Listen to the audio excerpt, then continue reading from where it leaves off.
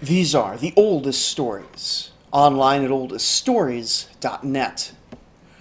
In 859 BCE, Ashurnasirpal II passes away peacefully of natural causes, markedly unlike his tens or hundreds of thousands of victims.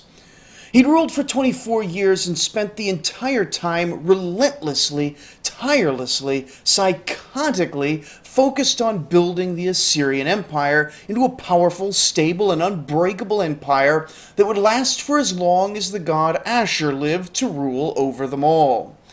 He was, by his own standards, successful.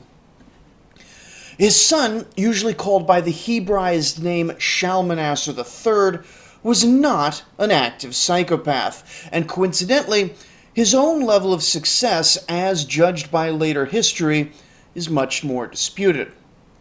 I'm not saying you have to be a psychopath to be effective, but I'll let you be the judge. In most historical accounts where this part of history is covered in a few paragraphs or less, Ashurnasirpal and Shalmaneser are treated largely as a unit, together representing the 50-year peak of the early empire, only to be surpassed by the Sargonids a century from now.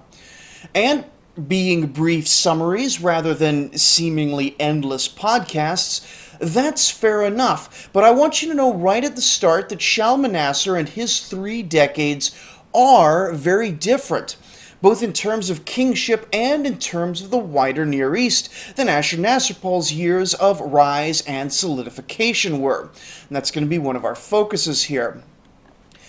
Anyway, Ashurnasirpal dies in 859, pretty early in the year, and we don't really know what exactly he'd been getting up to in the last few years of his reign. The general assumption is the same mix of bullying border kingdoms and constructing random towns that he had been doing, but a bit lower energy than before as his age advances and his health declines. His son, Shalmaneser, was probably born while his father was still a prince, and had almost certainly been at his father's knee while growing up learning Ashurnasirpal's unique management style in preparation for one day himself taking over. Now, somewhere around 30 or 35 years old, Shalmaneser is about as well prepared for kingship as it is possible to have been, and he hits the ground running on his very first year. It seems that the first thing he does upon burying his father is pray to the gods. This would, of course, been quite a normal thing to do. No kings of Assyria, and likely none of the people, were atheists. The reality of the gods was a part of the worldview, and while some seem to have viewed the gods as more distant or less practically interested in answering prayers, everyone would have acknowledged that the gods were up there and that there was usually no good reason to antagonize them. Shalmaneser, however, appears to have been particularly pious. His father never failed to acknowledge the gods in his writings and actions, but he was unquestionably self-centered to the point of almost comical narcissism. Shalmaneser would also write in the same royal style with a great deal of self-aggrandizement, but he tones it down a bit. He seemingly considers the worst excesses of his father's literary style to be a bit gauche. But even though the style of royal writings is quite fixed by this time, what the new king chooses to focus on is revealing, and reveals a man far more concerned with the favor of the gods than his father was. Whereas Ashurnasirpal was a singular man, wholly dominating all aspects of his empire, or at least like to present himself that way, Shalmaneser is far more willing than his father ever was to call upon and acknowledge help, both in terms of divine aid and from his various officials. Shalmaneser's very name reflects his more benign personality. The Akkadian is Shalmanu Asharid, meaning either the god Shalmanu is ascendant, or perhaps peace is ascendant. Shalmanu is etymologically related to the modern Arabic salam or the modern Hebrew shalom, and in fact is related to the Hebrew name Solomon, all of which are Semitic terms carrying various meanings of peace. In Assyria, however, the concept of peace appears to have been partially deified in the person of Shalmanu. There's very little substance to this god and very little known about him, but he appears in personal names often enough to know that he was quite significant within the culture.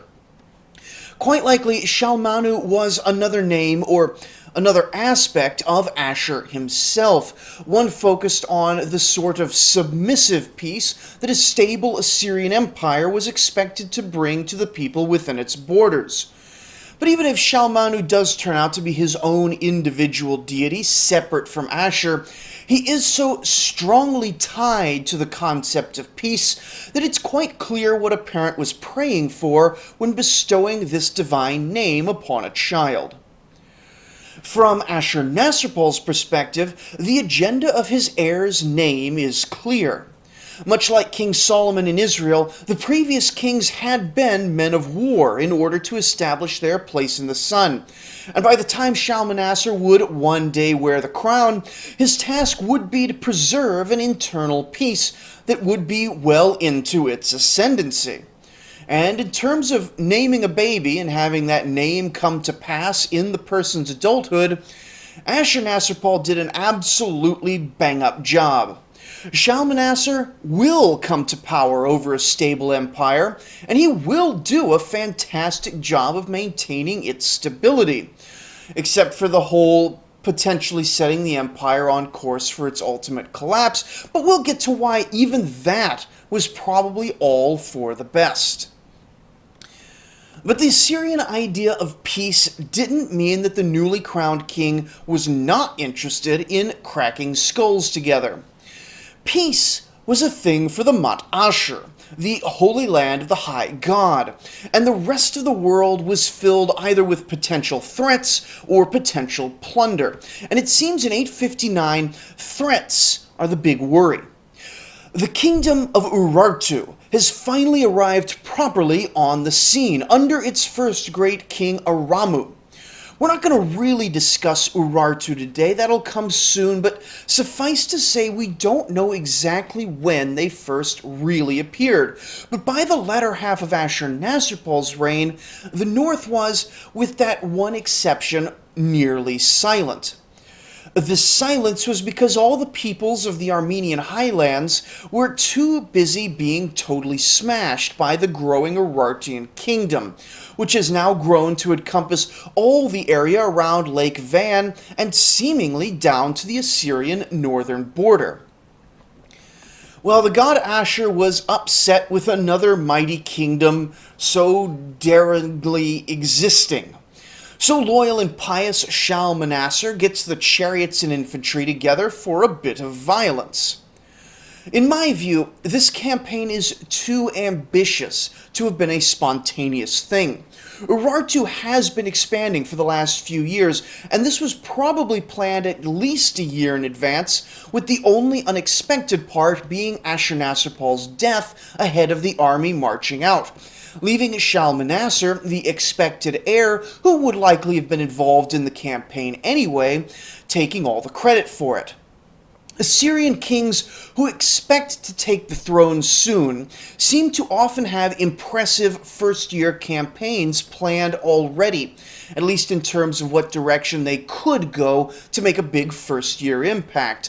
And honestly, it feels like Shalmaneser had planned to go west for his inaugural campaign, and his later records often ignore this first northern jaunt, despite how impressive it was. The point is, this was probably meant as Ashurnasirpal's last campaign, not Shalmaneser's first, but no man knows the day nor the hour when judgment will come to them, and Shalmaneser ends up getting the credit here. But the campaign itself, Urartu is too powerful and needs to be cut down to size a bit. So the army marches north from the heartland and takes the city of Aridu, not an Urartian town, but a significant fortress in the way. The fortress is not significant enough, and following the capture of the city, Shalmaneser's men go through town, cut people's heads off, and construct a large tower of heads outside the city, then plunder the 10 closest villages, burning them to the ground. Did I mention that Shalmaneser is the much less psychotic, far more peaceful king than his father was? I did, and I meant it. But the slaughter of enemies is spoken of in different terms than his father spoke of it.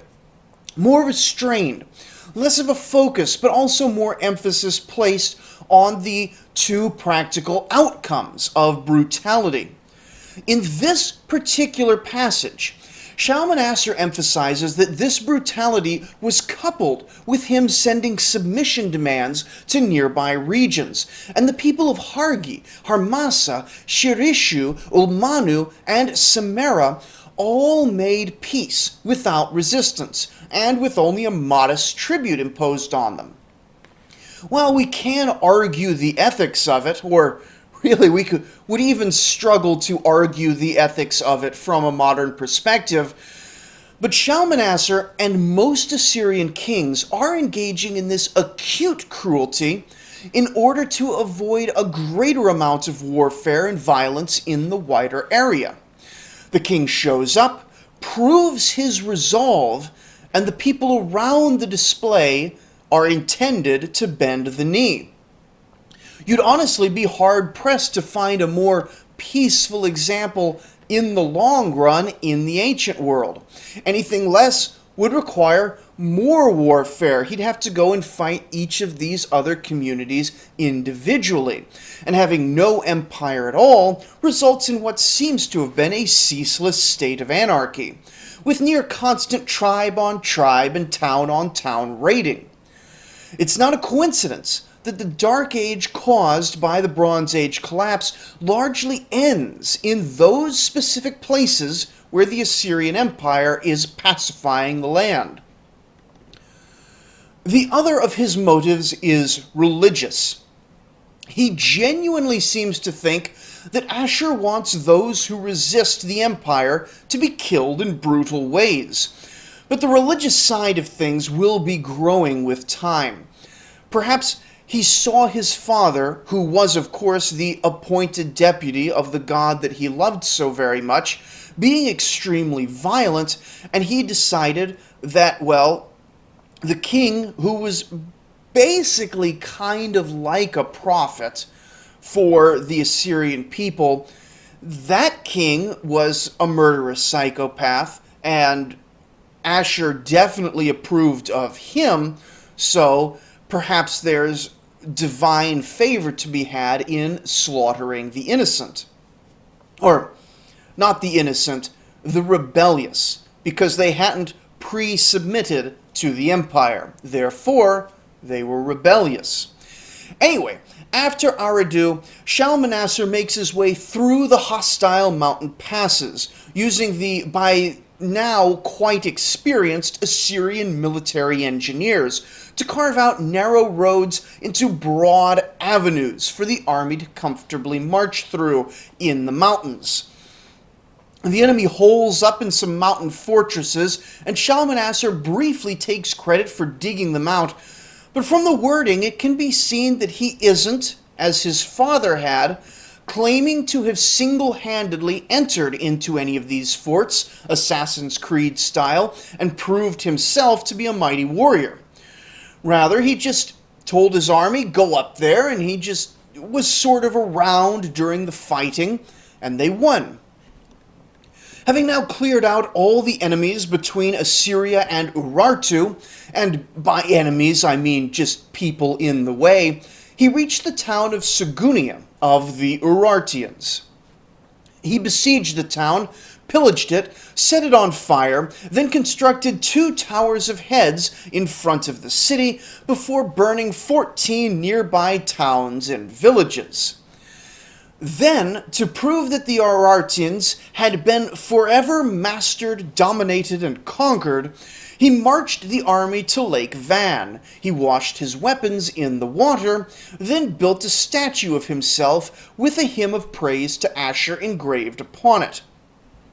On the way back, some of the other lands offered him tribute to please not make any towers of heads outside their walls, again confirming both the majestic radiance of the god Asher and the pragmatic value of being extremely harsh to the disobedient. A very clear message was sent here, a warning to Urartu not to expand or interfere with Assyria, or really not to do too much of that darned existing too close to their borders. But this was fundamentally a raid to demonstrate dominance, not a conquest or anything of the sort. The truth is that Assyria really can't exercise dominance up here. The broken terrain is too logistically difficult for them to get much of a foothold. On one hand, Assyrian armies can march far more efficiently than pretty much any other ancient army has been able to before, allowing any one expedition to reach places never before seen by the Assyrian military. But on the other hand, Assyria still very much only has a single army and a single military commander. In the flat plains of Mesopotamia, it relies on the ability for information and responses to travel rapidly, putting down or handling any discontent before it can get out of hand, and tying each small village together in mutual bonds of trade and coercion. The mountains and valleys of the north, however, are each far more distant from each other in terms of travel time and independence. Control of more distant areas has always been a matter of enforcing a mindset on the defeated.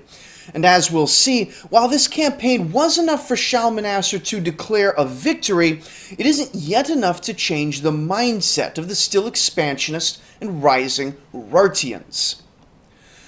Anyway, the king finishes this campaign in time for the harvest and heads down to the city of Asher for the winter. Though Kalhu remains the capital, the city of Asher will remain an important religious center, and Shalmaneser is a man who puts his god first.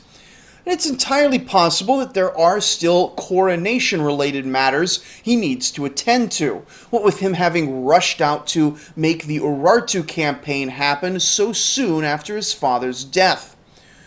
We don't have a view of what all he was doing during the winter, but we can suggest a few things. The first is ritual activities. Upon returning to the city, the very first thing he'd need to do is to make a report of the campaign to the temple of the god Asher. In earlier times, it seems that this was a smaller ceremony, but since Ashurnasirpal had moved the capital to Kalhu, and thus having the king in Asher is now a rarer and more elaborate occasion, the importance of this message delivery appears to have grown. Since the king has to make a bigger effort to visit the old capital, he more often arrives accompanied by parades and such.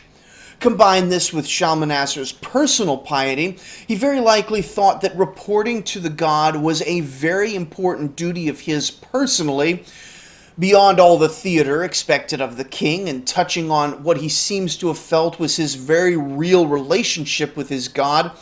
And this generation becomes when the report to Asher really develops into a significant royal tradition, and later becomes an important source of documents, as some of these reports have been recovered archaeologically.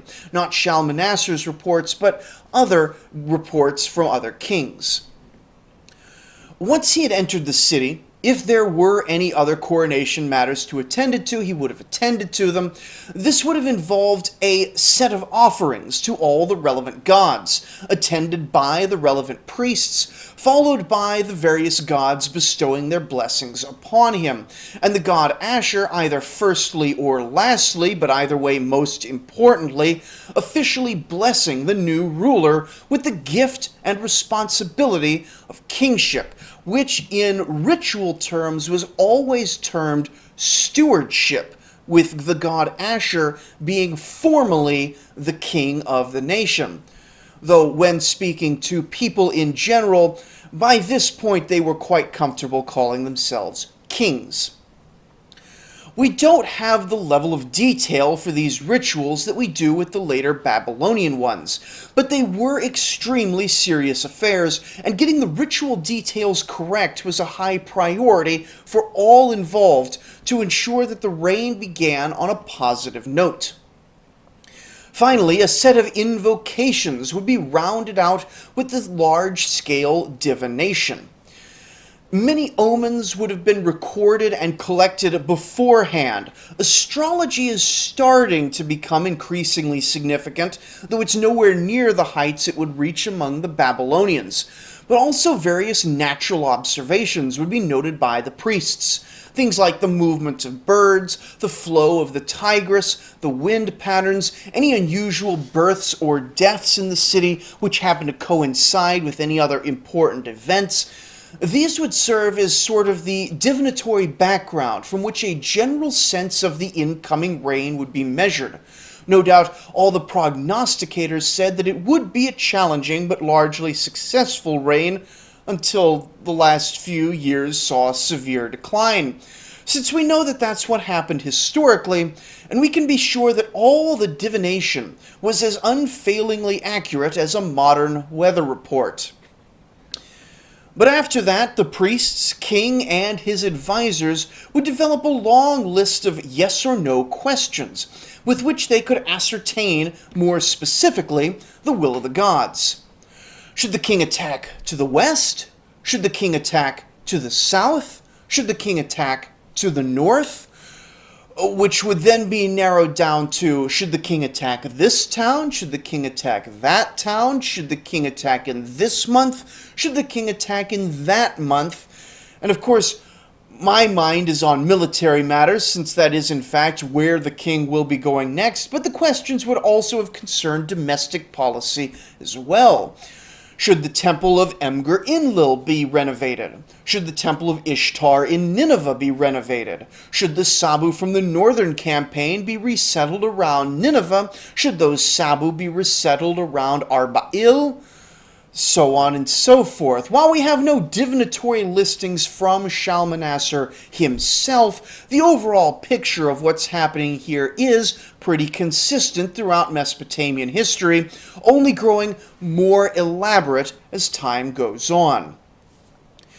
With rituals and divinations completed and the gods satisfied with Shalmaneser's plans, the next step would be to get the important people satisfied with their new king as well. Ever since the old Assyrian period, when Ashur was a city of tradesmen and merchants hawking their wares across the Near East, the city has been dominated by the wealthiest noble families. Once Shamshi-Adad had restructured the north, Ashur fell in line and became monarchical like the other cities, but just like how the southern Mesopotamian cities all seem to have had councils of elders representing the voice of the city just below the king, Assyria seems to have always had this network of noble houses that's both its pool of bureaucrats and the king's primary constituency, who needs to be pleased in order to sustain their support for monarchy. We've heard rather little from or about these fellows up until now, largely because our main source for nearly everything has been the king himself, who's motivated to portray himself as not relying on these nobles to seem more powerful and in charge. But the first rising Neo-Assyrian kings must surely have danced with them for power, their growing successes balancing out any grumblings the nobles may have had. Then came Ashurnasirpal, a grandiose, micromanaging, hyper-competent psychopath who really seems to have sucked the air out of the room for everyone else.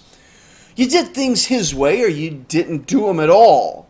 And for the most part, everyone at the top of society seems to have prospered from it, even if being a noble didn't quite mean what it used to for a man who seems to have relied upon no one at all.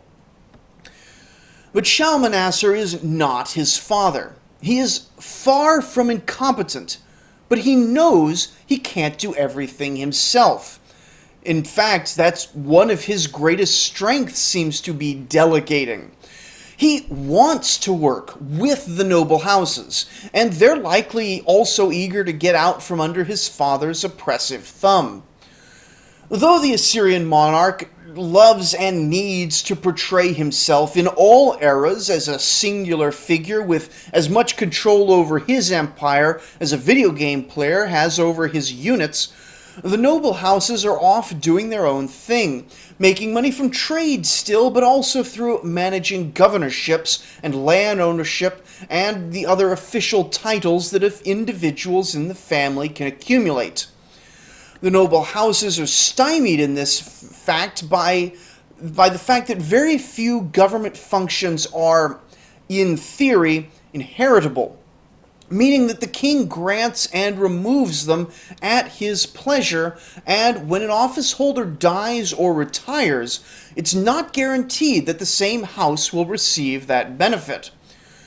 While this does remain the rule in theory, already it's becoming more and more customary for certain offices and governorships to get handed down through certain bloodlines. Now, all of this will be coming to a head soon, but at the moment things are well balanced and running smoothly. The ambitions of the great houses are not yet self-destructive, so Shalmaneser's impulse to delegate and work with the nobility is going to allow him to accomplish more than he otherwise might have, and at the end of his life may well be responsible for the continued preservation of the empire when it's at the brink of collapse. Anyway, we know nothing specific about all this politicking, just that some sort of balancing was happening, and the most visible sign of all this is the selection of a fellow named Ashur-bel-Ka'in, or something like that. Not totally sure that the last word there is readable, but Ashur-bel-Ka'in was his first Turtan. Turtan is something like prime minister, grand vizier, or chief magnate. They're often given important governorships, and the precise bounds of their duties is unclear, but as the various title translations suggest, they were important. Ashur-bel-Ka'in is not the first Turtan, but he is the first one we know of in the Neo-Assyrian period. And the position is going to grow in significance over Shalmaneser's reign, a symptom of what some call the beginning of imperial decline, but which I would call an increased reliance on the mechanisms of governance. We'll be seeing a lot of that, the question of Assyrian decline, at the end of Shalmaneser's reign, but for now we need to look a bit closer at those mechanisms of government. They are a bit obscure to us still, especially compared to the wealth of documentation under the Sargonid governments at the end of the Assyrian period, but there is something interesting to note here. For the majority of our podcast, the main focus of our attention has been on city-states, typically those city-states which manage to exert authority over other city-states. Sometimes we've also looked at tribal groups who interacted with those city-states, sometimes as overlords and sometimes as just another set of cooperators and competitors. One thing that has been notably absent from our story is nation-states of any significant size or duration. Egypt, of course, has been something quite like that for quite some time, but they've been on the periphery of our Mesopotamia-focused story so far. Assyria, however, though it's already on its way to becoming an empire, is at its heart the core of a nation-state. Something you may not have noticed, because I really haven't flagged it that much, is that Assyria has not really been just Ashur, since basically the start of the Assyria story.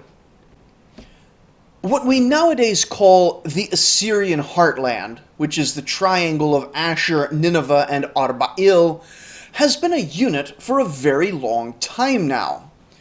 During the recent Dark Age, as diminished as Assyria was, it never lost that triangle. During the Late Bronze Age, that triangle was the heartland from which the great kings had launched their campaigns. Even during the centuries of Mitanni domination and the very, very hard times of the Late Middle Bronze Age, these three cities seem to have been a unit. Indeed, there's no solid evidence that Nineveh ever fell out of Ashur's orbit from the time of Shamshi-Adad's northern kingdom in the 1750s until the end of the Assyrian Empire over 1,000 years later. This is all the more remarkable when you consider that for much of this time, Ashur itself has not been the largest of the cities in the triangle, and by the time of Shalmaneser, it is now the smallest of the three, being in a good logistical, religious, and defensive position for a capital, but not a very good spot for extensive local agriculture and growth compared to Nineveh and Arbail and now Kalhu. And for this whole time, we don't hear anything significant suggesting that the other cities ever considered this to be an arrangement that should be contested. At a high level, we can suggest three things that have held the Assyrian triangle together. First was a religious supremacy. The god Ashur is astonishingly bland as far as we know, but also remarkably supremacist among what was in ancient times a fairly level pantheon, where all great and patron gods were afforded roughly the same level of divinity. Some of this is borrowed from the great rival, Babylon, and their Marduk supremacy, which itself was born out of Babylonian attempts at cultural hegemony. But among the Assyrian heartland, the other cities seem to have been quite willing to accept the idea that some distant city had a more important god than their own, without having that religious opinion imposed upon them forcibly. It helps Ashur is a bit of a backwards god in a sense.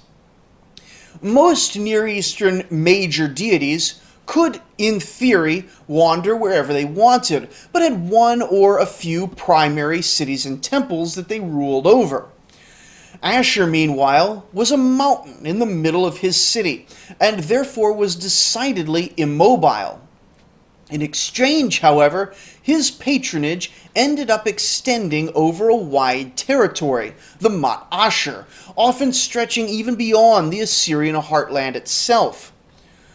Again, why the Ninevites and Arbelans went along with this unusual arrangement is genuinely unknown, but as far as we can tell, it was rooted in genuine religious sentiment.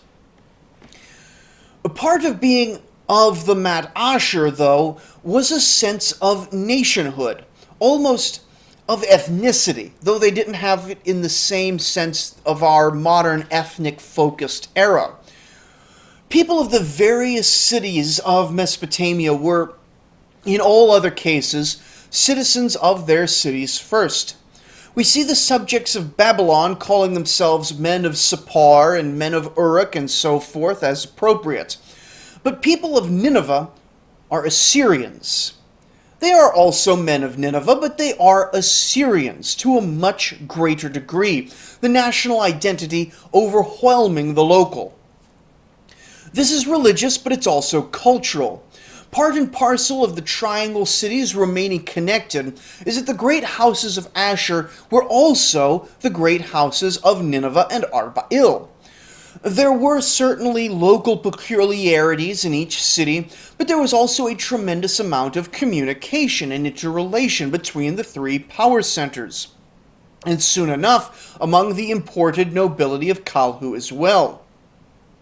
It isn't clear whether this ethnic unity came before or as a result of these religious and familial connections, or indeed if they all evolved together in the chaotic times of the Middle Bronze Age, but where the nobility of nearly every other kingdom was concentrated in each particular city, the Mat Ashur had its ruling class spread evenly, or relatively more evenly, across the whole territory. And finally, And most importantly for our purposes, the business of governance had been given far more practice at being distributed over a wide area into Syria compared to pretty much any other state. For the many centuries when the king resided in Ashur, administration continued in all the subject villages and cities of the heartland along Assyrian lines, a distant bureaucracy to be managed and overseen, though near enough that it was good practice without really being a strain. This bureaucracy was, of course, not a meritocratic matter of filing paperwork, but the distribution of those noble houses into various necessary offices to keep the government running. All this means that by the time the Neo-Assyrian Empire was ready to get back up and running under Ashur-Dan back a century ago now, they had more practice than pretty much anyone at the logistics and governance of a distributed territorial state, something that allowed the early conquests to really stick. And even though we could barely see it under Ashurnasirpal, these gears are still chugging along in the background, making his many demands into reality. This is what Shalmaneser is going to promote, encourage, and lean upon more and more publicly than any other king before him. It will save the empire, strengthening it in the long run, even if it ends in his death.